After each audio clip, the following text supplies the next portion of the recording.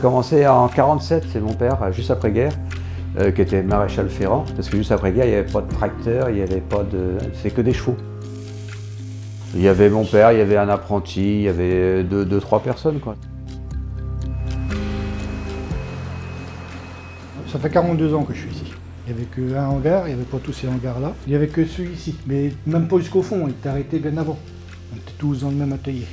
Toutes les machines, les postes, tout était regroupé ensemble. Au début, il n'y avait pas de machine numérique. Tout c'était des vieilles machines, tout à la main. Puis après, on a fait des gabarits, tout ça. On faisait de la série, on avait des gabarits. Moi, je suis arrivé en 98. Donc ça va faire 24 ans là, c'était en août. Oh, il y avait bien peut-être une vingtaine de personnes quand même. On s'est croisé avec monsieur Le Giret sur un dossier, il m'avait demandé de lui faire des dessins. Et puis après il m'a dit, à ce moment-là, tu pourrais peut-être venir dessiner ici du coup. Et il m'a dit, donc si tu viens ici, tu devras t'occuper de la production et gérer une quinzaine de gars ou une vingtaine de gars. Ah ouais, il y avait une usine qui fabriquait des barrières, des cornadis en série, en grande série.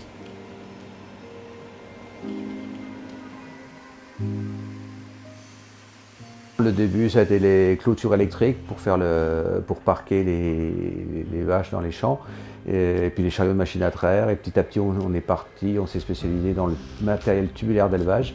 Là, ça va jusqu'à... Moi, je suis arrivé en 80, et puis là, c'était les années 2000, quoi, 2000. En 2000 ou 2001, je crois qu'on a acheté le robot de soudure, parce que pour souder plus vite, je lui ai dit, les gars, c'était dur de leur faire avaler la chose, mais ils disaient ça va nous prendre du travail, machin.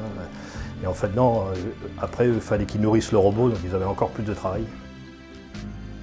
Quand il faisait des gros chariots de machines à traire, qui étaient énormes, il allait voir les voisins pour retourner le chariot, quoi. C'est-à-dire qu'on arrêtait le voisin à droite à gauche, venez, il faut qu'on travaille tous ensemble, quoi. L'évolution, c'est la technologie.